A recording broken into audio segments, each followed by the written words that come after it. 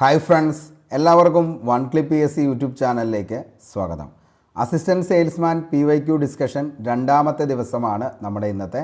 ഇതുവരെയും നിങ്ങൾ തന്ന സ്നേഹത്തിനും സപ്പോർട്ടിനും ഒരുപാട് നന്ദി.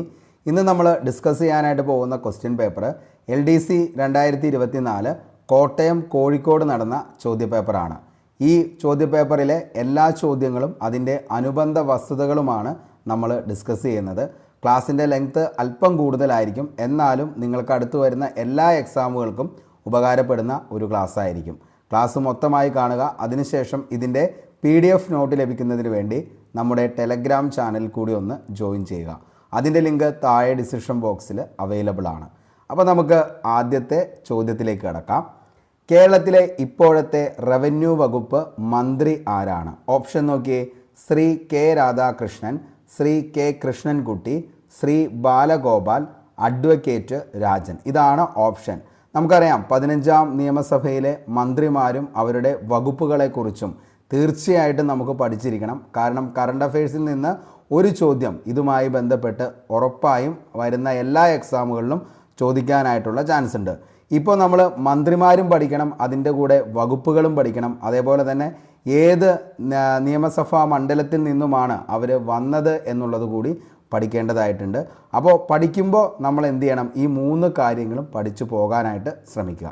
നമുക്ക് ഓരോ മന്ത്രിമാരെക്കുറിച്ചും പഠിക്കാം. അതിനു മുന്നേ ഈ ചോദ്യത്തിൻ്റെ ഉത്തരം ഇപ്പോൾ എല്ലാവർക്കും അറിയാം. കേരളത്തിലെ ഇപ്പോഴത്തെ റവന്യൂ വകുപ്പ് മന്ത്രിയാണ് അഡ്വക്കേറ്റ് K രാജൻ എന്നുള്ളത്. ഓക്കെ, ഇനി നമുക്ക് 15ാം നിയമസഭയിലെ മന്ത്രിമാരും വകുപ്പുകളും നോക്കാം. പിണറായി വിജയൻ മുഖ്യമന്ത്രി, മണ്ഡലം ധർമ്മടമാണ്. നമ്മുടെ ബഹുമാനപ്പെട്ട മുഖ്യമന്ത്രി കൈകാര്യം ചെയ്യുന്ന വകുപ്പുകളാണ് ആഭ്യന്തരം, പൊതുഭരണം, അഖിലേന്ത്യാ സർവീസ്, ശാസ്ത്ര സാങ്കേതിക പരിസ്ഥിതി വകുപ്പ്, ഉദ്യോഗസ്ഥ ഭരണ പരിഷ്കാരം, വിവര സാങ്കേതിക വിദ്യ, ദുരിതാശ്വാസം, വിമാനത്താവളങ്ങൾ, metro rail, information and public relations, vigilance, പ്രവാസികാര്യം. ഇത്രയും വകുപ്പുകളാണ് ശ്രീ പിണറായി വിജയൻ കൈകാര്യം ചെയ്യുന്നത്. നമ്മുടെ മുഖ്യമന്ത്രി അദ്ദേഹം ഏത് മണ്ഡലത്തിൽ നിന്നുമാണ് വന്നത് എന്ന് ചോദിച്ചാൽ ധർമ്മടത്തു നിന്നുമാണ്.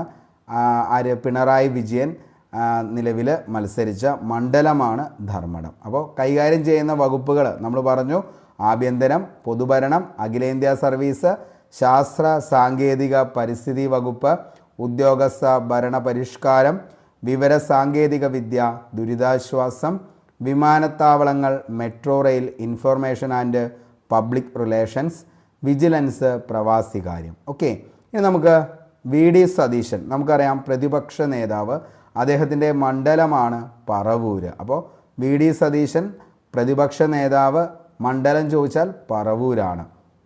അടുത്തതാണ് AN ഷംസീർ, മണ്ഡലം തലശ്ശേരിയാണ്. നമ്മുടെ സ്പീക്കറാണ് AN ഷംസീർ, മണ്ഡലം തലശ്ശേരി.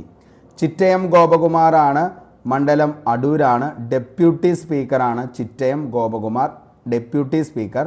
അദ്ദേഹത്തിൻ്റെ മണ്ഡലമാണ് അടൂർ. K രാജൻ, മണ്ഡലം ഒല്ലൂരാണ്. ലാൻഡ് റവന്യൂ, ഭൂനികുതി, സർവേ ആൻഡ് ലാൻഡ് റെക്കോർഡ്, ഭൂപരിഷ്കരണം, ഭവന നിർമ്മാണം എന്നീ വകുപ്പുകളാണ് K രാജൻ കൈകാര്യം ചെയ്യുന്നത് എന്നുള്ളത് ഓർത്തു വയ്ക്കുക. ഓക്കെ, അടുത്തതാണ് റോഷി അഗസ്റ്റിൻ, മണ്ഡലം ഇടുക്കിയാണ്. ജലവിഭവം, കമാൻഡ് ഏരിയ ഡെവലപ്മെൻറ്റ് അതോറിറ്റി, ഭൂഗർഭജലം, ജലവിതരണവും ശുചീകരണവും. ഇത്രയാണ് റോഷി അഗസ്റ്റിൻ, മണ്ഡലം ഇടുക്കിയാണ്. അപ്പോൾ ഓരോ മന്ത്രിമാർ പഠിക്കുമ്പോഴും അതിൻ്റെ കൂടെ തന്നെ അവരുടെ മണ്ഡലം ഏതാണെന്നുള്ളത് കൂടി പഠിച്ചു വയ്ക്കുക. ഇനി K കൃഷ്ണൻകുട്ടിയാണ്, മണ്ഡലം ചിറ്റൂരാണ്. വൈദ്യുതി അനർട്ടാണ് K കൃഷ്ണൻകുട്ടി. അടുത്തത് AK ശശീന്ദ്രൻ, മണ്ഡലം ഏലത്തൂർ.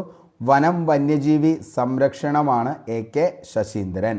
രാമചന്ദ്രൻ കടന്നപ്പള്ളി, മണ്ഡലം കണ്ണൂരാണ്. Registration, museum, archaeology.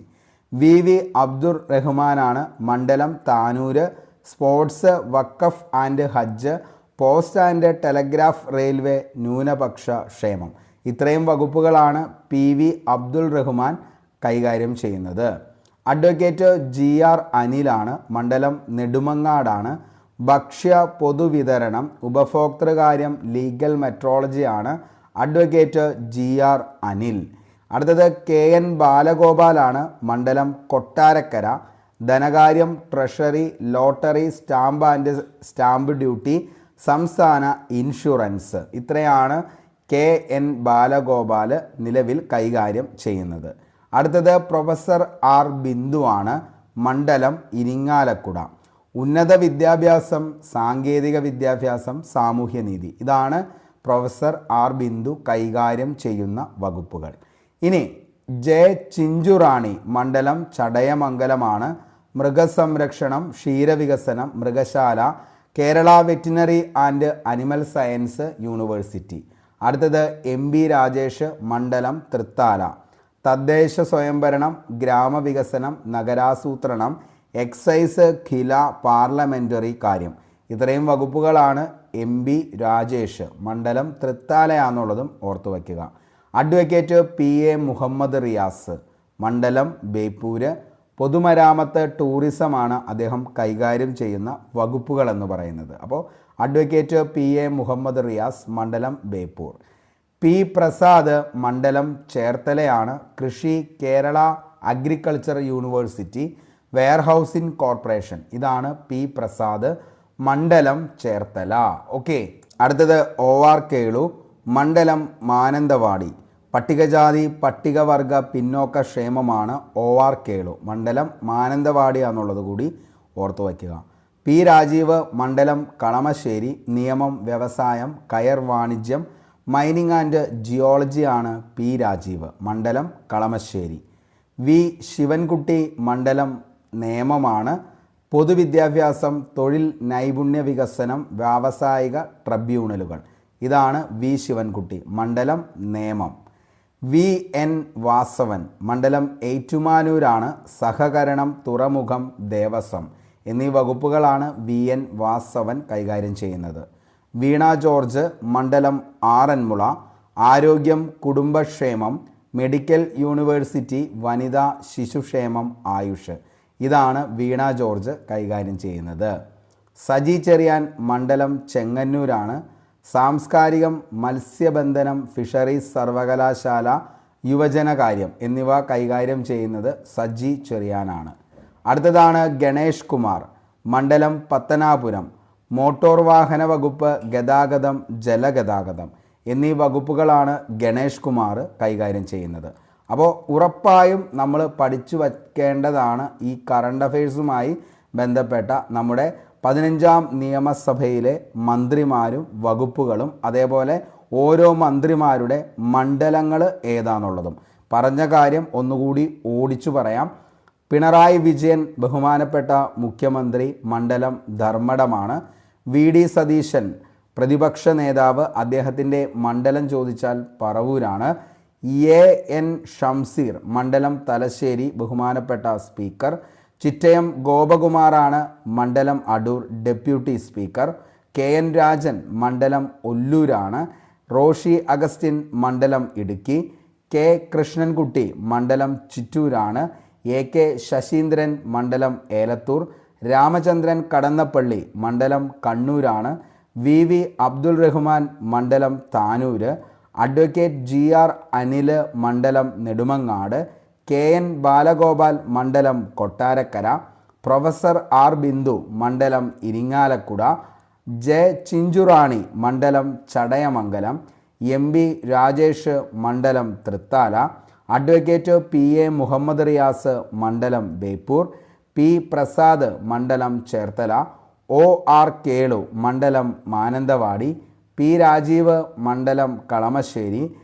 V Sivankutty, മണ്ഡലം നേമമാണ്. VN വാസൻ, മണ്ഡലം ഏറ്റുമാനൂർ. വീണ ജോർജ്, മണ്ഡലം ആറന്മുള. സജി ചെറിയാൻ, മണ്ഡലം ചെങ്ങന്നൂർ. ഗണേഷ് കുമാർ, മണ്ഡലം പത്തനാപുരം. അപ്പോൾ ഇത്രയും കാര്യങ്ങൾ ഒന്ന് ഓർത്തു വച്ചോ. ഉറപ്പായിട്ടും അടുത്തു വരുന്ന എക്സാമുകളിൽ ഈ ഒരു ഭാഗത്തു നിന്നും 1 മാർക്ക് നിങ്ങൾക്ക് പ്രതീക്ഷിക്കാവുന്നതാണ്. നമുക്ക് അടുത്ത ചോദ്യത്തിലേക്ക് പോകാം. പ്രസ്താവന 1, സമ്മർദ്ദരേഖകൾ തമ്മിലുള്ള അകലം കൂടുതലാണെങ്കിൽ മർദ്ദചെരിവ് കൂടുതലായിരിക്കും. പ്രസ്താവന 2, ഭൂമധ്യരേഖാ പ്രദേശങ്ങളിൽ നിന്ന് ധ്രുവങ്ങളിലേക്ക് പോകുന്തോറും കോറിയോലിസ് ബലം വർദ്ധിക്കുന്നു. അപ്പോൾ ഭൂമധ്യരേഖാ പ്രദേശങ്ങളിൽ നിന്ന് ധ്രുവങ്ങളിലേക്ക് പോകുന്തോറും കോറിയോലിസ് ബലം വർദ്ധിക്കുന്നു. മുകളിൽ തന്നിരിക്കുന്നവയിൽ ശരിയായ പ്രസ്താവന ഏതാണ് എന്നുള്ളതാണ് ശരിയായിട്ടുള്ളത്. നോക്കിയേ, ഏതാണ്? ഓപ്ഷൻ ബി ആണ് ശരിയായിട്ടുള്ള പ്രസ്താവന എന്ന് പറയുന്നത്. ഓക്കെ, അപ്പോൾ ഓപ്ഷൻ ബി ആണ് ശരിയായിട്ടുള്ള പ്രസ്താവന. ഓക്കെ, അപ്പോൾ രണ്ടാമത്തെ പ്രസ്താവനയായ മധ്യരേഖാ പ്രദേശങ്ങളിൽ നിന്ന് ധ്രുവങ്ങളിലേക്ക് പോകുന്തോറും കോറിയോലിസ് ബലം വർദ്ധിക്കുന്നു എന്ന പ്രസ്താവനയാണ് ശരിയായത്. ഒരേ അന്തരീക്ഷമർദ്ദമുള്ള സ്ഥലങ്ങളെ തമ്മിൽ ബന്ധിപ്പിച്ചുകൊണ്ട് വരയ്ക്കുന്ന സാങ്കല്പിക രേഖകളെയാണ് സമ്മർദ്ദ രേഖകളെന്ന് പറയുന്നത്. ഓക്കെ, അല്ലെങ്കിൽ സമമർദ്ദ രേഖകളെന്ന് പറയുന്നത്. അപ്പോൾ ഒരേ അന്തരീക്ഷ മർദ്ദമുള്ള സ്ഥലങ്ങളെ തമ്മിൽ ബന്ധിപ്പിച്ചുകൊണ്ട് വരയ്ക്കുന്ന സാങ്കല്പിക രേഖകളാണ് സമമർദ്ദ മേഖലകൾ അല്ലെങ്കിൽ ഐസോബാർസ് എന്നാണ് ഇതിനെ അറിയപ്പെടുന്നത്.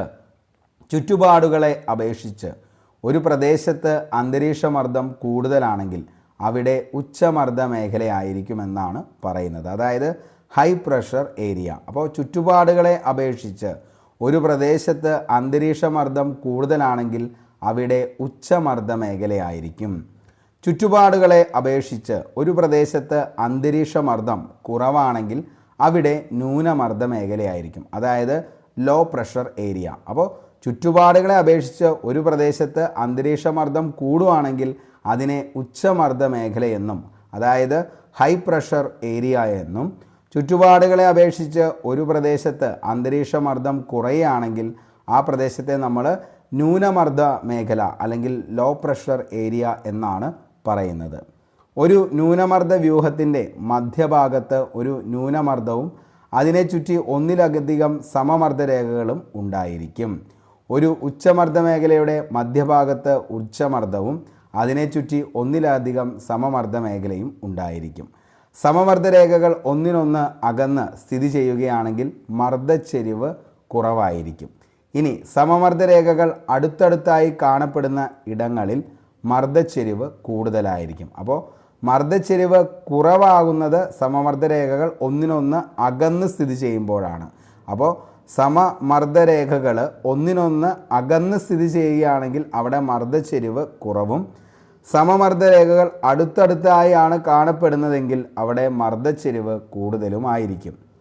ഭൗമോപരിതലത്തിൽ സ്വതന്ത്രമായി ചലിക്കുന്ന വസ്തുക്കൾക്ക് ഭ്രമണം നിമിത്തം ഉത്തരാർദ്ധഗോളത്തിൽ സഞ്ചാരദിശയ്ക്ക് വലത്തോട്ടും ദക്ഷിണാർദ്ധഗോളത്തിൽ സഞ്ചാരദിശയ്ക്ക് ഇടത്തോട്ടും വ്യതിചലനം ഉണ്ടാകുന്നതിന് കാരണമാകുന്ന ബലമാണ് കോറിയോലിസ് ബലം എന്ന് പറയുന്നത്. ഓക്കെ, അപ്പോൾ ഭൗമോപരിതലത്തിൽ സ്വതന്ത്രമായി ചലിക്കുന്ന വസ്തുക്കൾക്ക് ഭ്രമണം നിമിത്തം ഉത്തരാർദ്ധഗോളത്തിൽ സഞ്ചാരദിശയ്ക്ക് വലത്തോട്ടും ദക്ഷിണാർദ്ധഗോളത്തിൽ സഞ്ചാരദിശയ്ക്ക് ഇടത്തോട്ടും വ്യതിചലനം ഉണ്ടാകുന്നതിന് കാരണമാകുന്ന ബലത്തെയാണ് നമ്മൾ കോറിയോലിസ് ബലം എന്ന് പറയുന്നത്. ഈ ബലം ഉത്തരാർദ്ധഗോളത്തിൽ കാറ്റിൻ്റെ സഞ്ചാരദിശയ്ക്ക് വലത്തോട്ടും ദക്ഷിണാർദ്ധഗോളത്തിൽ സഞ്ചാരദിശയ്ക്ക് ഇടത്തോട്ടുമാണ് വ്യതിചലനം ഉണ്ടാകുന്നത്. ഓക്കെ, അപ്പോൾ കോറിയോലിസ് ബലം എന്ന് പറയുന്നത് ഉത്തരാർദ്ധഗോളത്തിലെ കാറ്റിൻ്റെ സഞ്ചാരദിശയ്ക്ക് വലത്തോട്ടും ദക്ഷിണാർദ്ധഗോളത്തിൽ സഞ്ചാരദിശയ്ക്ക് ഇടത്തോട്ടുമാണ് വ്യതിചലനം ഉണ്ടാകുന്നത്. കാറ്റിൻ്റെ വേഗം കൂടുന്തോറും വ്യതിചലനത്തിൻ്റെ അളവും കൂടുതലായിരിക്കും. അപ്പോൾ കാറ്റിൻ്റെ വേഗം കൂടുന്തോറും വ്യതിചലനത്തിൻ്റെ അളവും എന്തായിരിക്കും? കൂടുതലായിരിക്കും. ഭൂമധ്യരേഖാ പ്രദേശത്ത് നിന്നും ധ്രുവങ്ങളിലേക്ക് പോകുന്തോറും കോറിയോലിസ് ബലത്തിൻ്റെ വർധനവുണ്ടാകുന്നു. അപ്പോൾ ഭൂമധ്യരേഖാ പ്രദേശത്ത് നിന്നും ധ്രുവങ്ങളിലേക്ക് പോകുന്തോറും കോറിയോലിസ് ബലത്തിൻ്റെ വർധനവ് ഉണ്ടാകുന്നു. ഭൂമധ്യരേഖാ പ്രദേശങ്ങളിൽ കോറിയോലിസ് ബലം അനുഭവപ്പെടുന്നില്ല. കോറിയോലിസ് ബലം ഏറ്റവും കൂടുതൽ അനുഭവപ്പെടുന്നത് എവിടെയാണെന്ന് ചോദിച്ചു കഴിഞ്ഞാൽ അത് ധ്രുവങ്ങളിലാണ് എന്നുള്ളതും ഓർത്തു വയ്ക്കുക. അപ്പോൾ കോറിയോലിസ് ബലം ഏറ്റവും കൂടുതൽ അനുഭവപ്പെടുന്ന എവിടെയാണ്? ധ്രുവങ്ങളിലാണ്. ഭൂമധ്യരേഖാ പ്രദേശങ്ങളിൽ എന്തില്ല? കോറിയോലിസ് ബലം അനുഭവപ്പെടുന്നില്ല. ഭൂമധ്യരേഖാ പ്രദേശത്ത് നിന്നും ധ്രുവങ്ങളിലേക്ക് പോകുന്തോറും കോറിയോലിസ് ബലത്തിൻ്റെ വർധനവ് ഉണ്ടാകുന്നു. കാറ്റിൻ്റെ വേഗം കൂടുന്തോറും വ്യതിചലനത്തിൻ്റെ അളവും കൂടുതലായിരിക്കും.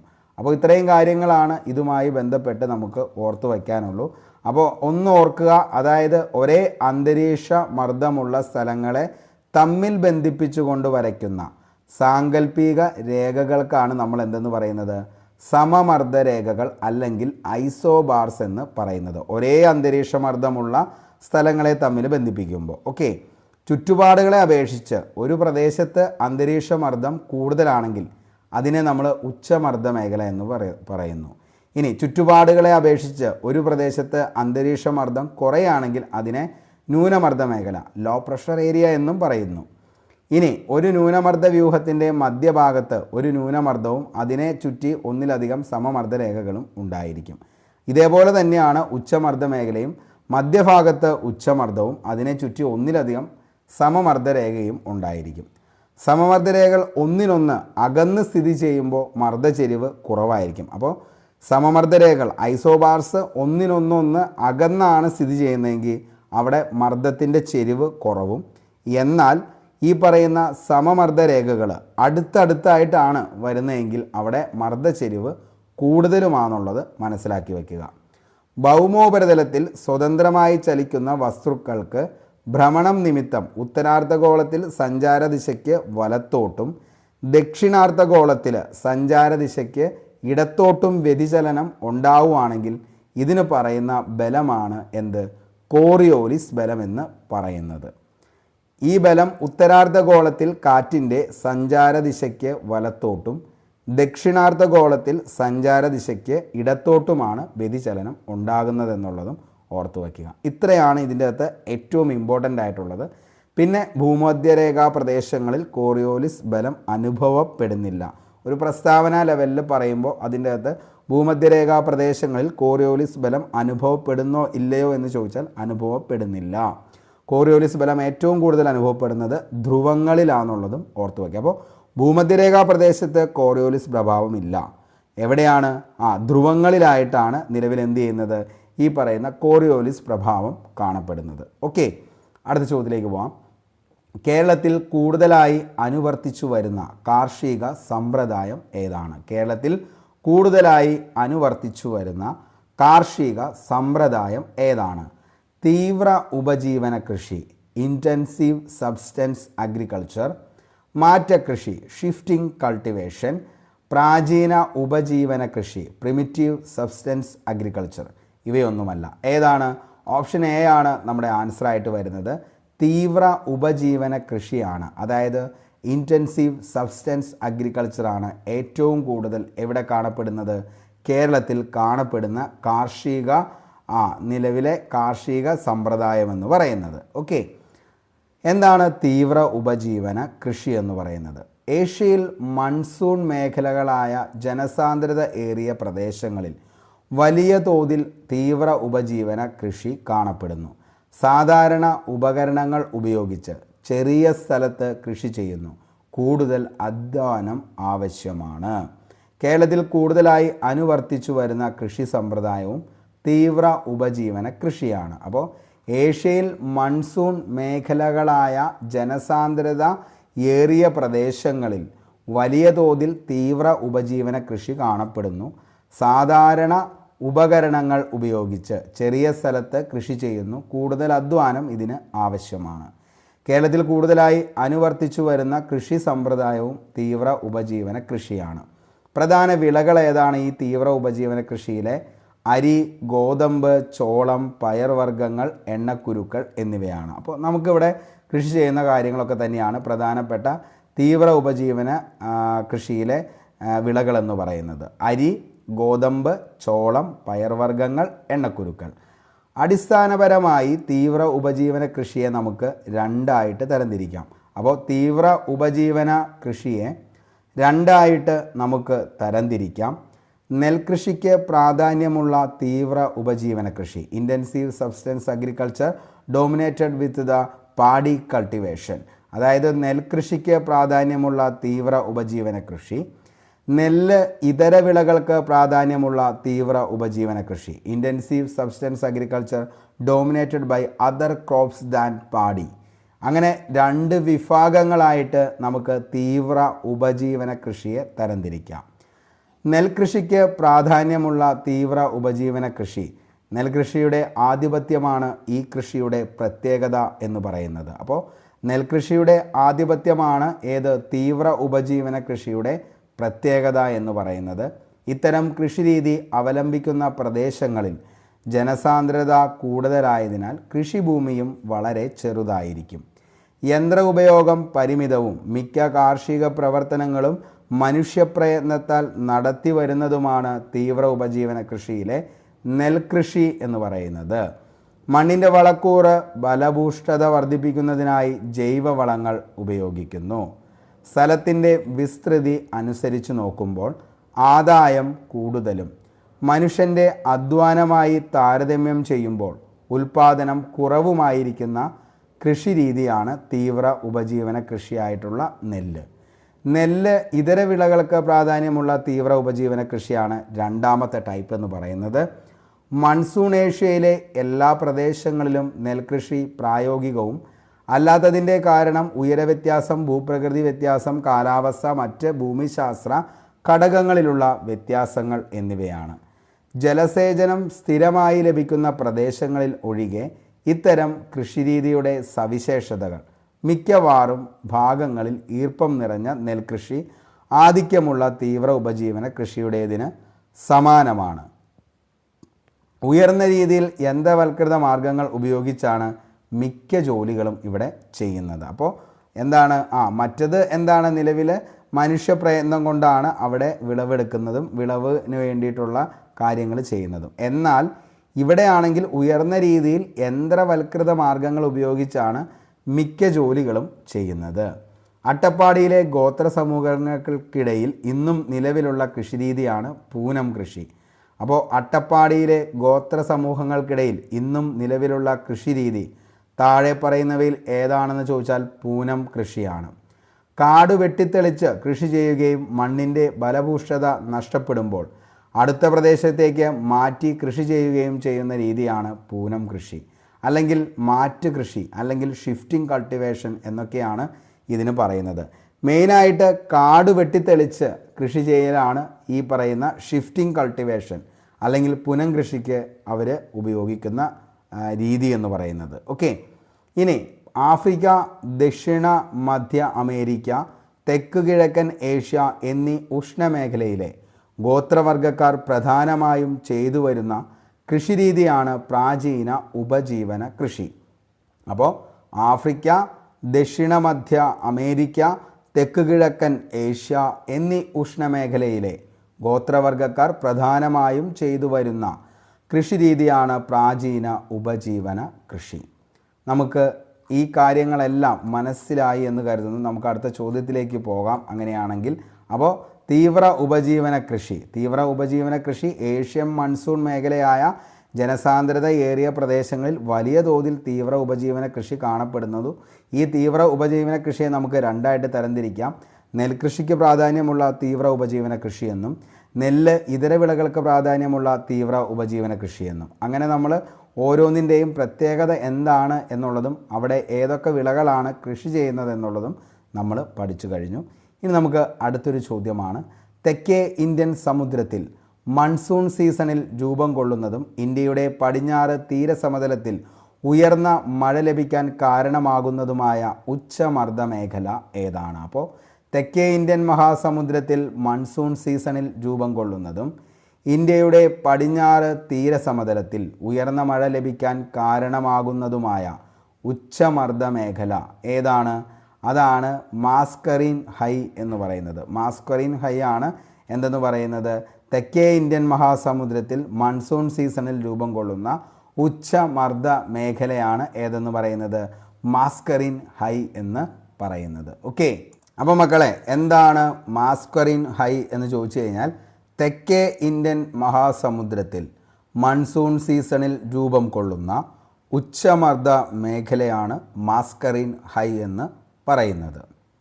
തെക്കേ ഇന്ത്യൻ മഹാസമുദ്രത്തിലെ ഉപോഷ്ണ ഉച്ചമേഖലയാണ് മസ്കറിൻ ഹൈ എന്ന് പറയുന്നത്.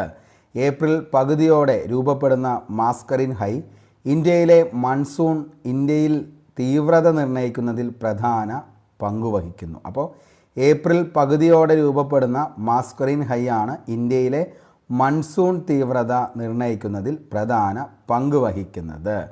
ഇന്ത്യയുടെ പടിഞ്ഞാറേ തീരസമതലത്തിൽ ഉയർന്ന മഴ ലഭിക്കാൻ കാരണമാകുന്ന ഉച്ചമർദ്ദ മേഖല ഏതാണെന്ന് ചോദിച്ചാൽ അതാണ് മാസ്കറിൻ ഹൈ എന്ന് പറയുന്നത്.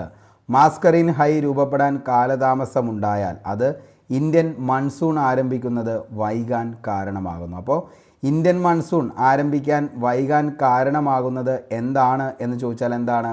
മാസ്കറിൻ ഹൈ ആണ് എന്നുള്ളത് ഓർത്തു വയ്ക്കുക. ഓക്കെ, മാസ്കറിൻ ഹൈ ക്രോസ് മധ്യരേഖാ പ്രവാഹത്തിന് കാരണമാകുന്നു. അപ്പോൾ cross equatorial current Mascarene high ആണ് ക്രോസ് മധ്യരേഖാ പ്രവാഹത്തിന് കാരണമാകുന്നത്, അതായത് ക്രോസ് ഇക്വറ്റോറിയൽ കറൻറ്റിന് കാരണമാകുന്നത്. ഓക്കെ, അപ്പോൾ മസ്കറിൻ ഹൈ ക്രോസ് മധ്യരേഖാ പ്രവാഹത്തിന് എന്താകുന്നു? കാരണമാകുന്നു, അതായത് ക്രോസ് ഇക്വറ്റോറിയൽ കറൻറ്റ്. തെക്കൻ ഇന്ത്യൻ മഹാസമുദ്രത്തിലെ മസ്കറിൻ ദ്വീപുകൾക്ക് സമീപം 25 ഡിഗ്രി സൗത്ത് 35 ഡിഗ്രി സൗത്തിനും 40 ഡിഗ്രി ഈസ്റ്റിനും 90 ഡിഗ്രി ഈസ്റ്റിനുമിടയിൽ സ്ഥിതി ചെയ്യുന്നതാണ് മസ്കറിൻ ഹൈ എന്ന് അറിയപ്പെടുന്നത്. അപ്പോൾ മസ്കറിൻ ഹൈ കാണപ്പെടുന്നത് എവിടെയാണെന്ന് ചോദിച്ചാൽ തെക്കൻ ഇന്ത്യൻ മഹാസമുദ്രത്തിലെ മസ്കറിൻ ദ്വീപുകൾക്ക് സമീപം 25 ഡിഗ്രി സൗത്ത് 35 ഡിഗ്രി സൗത്തും അതേപോലെ തന്നെ 40 ഡിഗ്രി ഈസ്റ്റിനും 90 ഡിഗ്രി ഈസ്റ്റിനും ഇടയിൽ സ്ഥിതി ചെയ്യുന്നതാണ് മസ്കറിൻ ഹൈ. ഇന്ത്യൻ മൺസൂണിൻ്റെ രൂപീകരണത്തിലും വിതരണത്തിലും പ്രധാന പങ്ക് വഹിക്കുന്ന വായു പ്രവാഹമാണ് സൊമാലിജൻ എന്ന് പറയുന്നത്. അതായത് സൊമാലിജൻ ജെറ്റാണ് ഇന്ത്യൻ മൺസൂണിൻ്റെ രൂപീകരണത്തിലും വിതരണത്തിലും പ്രധാന പങ്ക് വഹിക്കുന്ന വായു പ്രവാഹമാണ് സൊമാലിജിൻ ജെറ്റ് എന്ന് പറയുന്നത്. അപ്പോൾ സൊമാലി ജെറ്റാണ് ഏതെന്ന് പറയുന്നത്? ഇന്ത്യൻ മൺസൂണിൻ്റെ രൂപീകരണത്തിനും വിതരണത്തിനും പ്രധാന പങ്ക് വഹിക്കുന്നത്.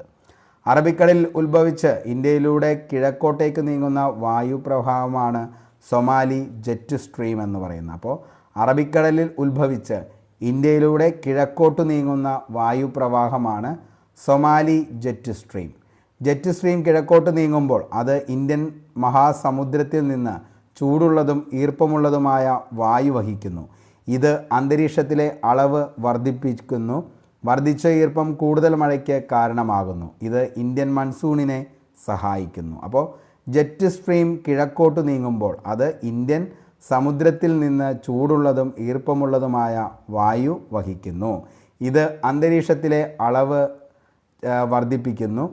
വർദ്ധിച്ച ഈർപ്പം കൂടുതൽ മഴയ്ക്ക് കാരണമാകുന്നു. ഇത് ഇന്ത്യൻ മൺസൂണിനെ സഹായിക്കുന്നു.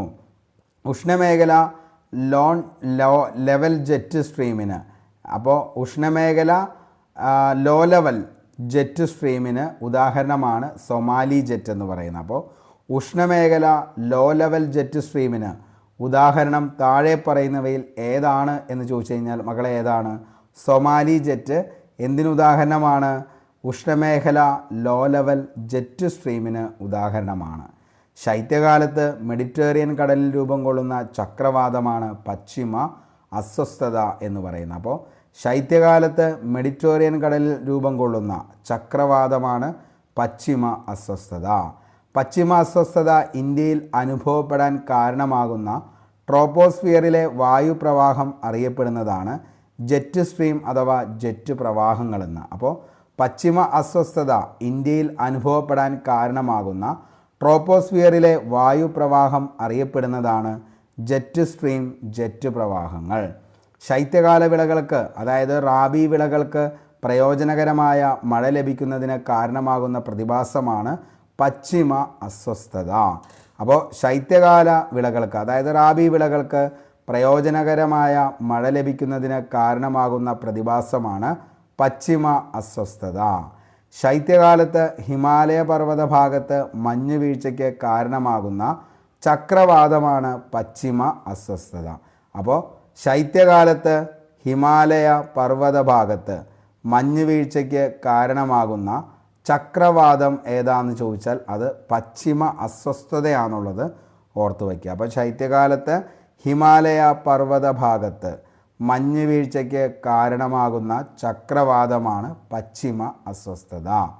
പശ്ചിമ അസ്വസ്ഥതയോടൊപ്പം ഉണ്ടാകുന്ന ശൈത്യകാല മഴയാണ് പ്രാദേശികമായി അറിയപ്പെടുന്നത് മഹാവത് എന്ന പേരിലാണ്. അപ്പോൾ പശ്ചിമ അസ്തത്തോടൊപ്പം ഉണ്ടാകുന്ന ശൈത്യകാല മഴ പ്രാദേശികമായി അറിയപ്പെടുന്നത് മഹാവത് എന്ന പേരിലാണ്. ശൈത്യകാലത്ത് പഞ്ചാബിൽ മഴ ലഭിക്കുന്നതിന് കാരണം പശ്ചിമ അസ്വസ്ഥതയാണ്. ശൈത്യകാലത്ത് പഞ്ചാബിൽ മഴ ലഭിക്കുന്നതിനുള്ള കാരണമെന്ന് പറയുന്നത് പശ്ചിമ അസ്വസ്ഥത. അടുത്ത ചോദ്യം, ഉപദ്വീപീയ ഇന്ത്യൻ നദികളിൽ കിഴക്കോട്ട് ഒഴുകുന്നവയെയും പടിഞ്ഞാറോട്ട് ഒഴുകുന്നവയെയും തമ്മിൽ വേർതിരിക്കുന്ന ജലവിഭാഗം ഏതാണ്? അപ്പോൾ ഉപദ്വീപീയ ഇന്ത്യൻ നദികളിൽ കിഴക്കോട്ട് ഒഴുകുന്നവയെയും പടിഞ്ഞാറോട്ട് ഒഴുകുന്നവയും തമ്മിൽ വേർതിരിക്കുന്ന ജലവിഭാഗം ഏതാണ്? ഓപ്ഷൻ നോക്കിയേ. പശ്ചിമഘട്ടം, പൂർവഘട്ടം, രാജ്മഹൽ കുന്നുകൾ, വിന്ധ്യ സത്പുര കുന്നുകൾ. അപ്പോൾ ഉപദ്വീപീയ ഇന്ത്യൻ നദികളിൽ കിഴക്കോട്ട് ഒഴുകുന്നവയെന്നും പടിഞ്ഞാറോട്ട് ഒഴുകുന്നവയെന്നും തമ്മിൽ വേർതിരിക്കുന്ന ജലവിഭാഗം ഏതാണെന്ന് ചോദിച്ചാൽ അത് മക്കളെ പശ്ചിമഘട്ടമാണെന്നുള്ളത് ഓർത്തു വയ്ക്കുക.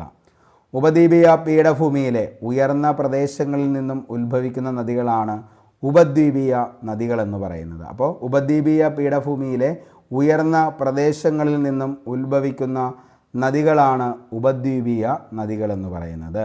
ഉപദ്വീപീയ നദികൾക്ക് പ്രധാനമായും ജലം ലഭിക്കുന്നത് മൺസൂൺ മഴകളിൽ നിന്നാണ്. അപ്പോൾ ഉപദ്വീപീയ നദികൾക്ക് പ്രധാനമായും ജലം ലഭിക്കുന്നത് മൺസൂൺ മഴകളിൽ നിന്നാണ്. പ്രധാന ഉപദ്വീപീയ നദികളുടെ ജലവിഭാജകമായി നിലകൊള്ളുന്നത് പശ്ചിമഘട്ടമാണ്. അപ്പോൾ പ്രധാന ഉപദ്വീപീയ നദികളുടെ ജലവിഭാജകമായി നിലകൊള്ളുന്നത് പശ്ചിമഘട്ടം. പ്രധാന ഉപദ്വീപീയ നദികളാണ് നർമ്മദ, മഹാനദി, ഗോദാവരി, കൃഷ്ണ, കാവേരി. അപ്പോൾ പ്രധാന ഉപദ്വീപീയ നദികൾ ഏതൊക്കെയാണെന്ന് ചോദിച്ചാൽ നർമ്മദ, മഹാനദി, ഗോദാവരി, കൃഷ്ണ. നർമ്മദ, മഹാനദി, ഗോദാവരി, കൃഷ്ണ.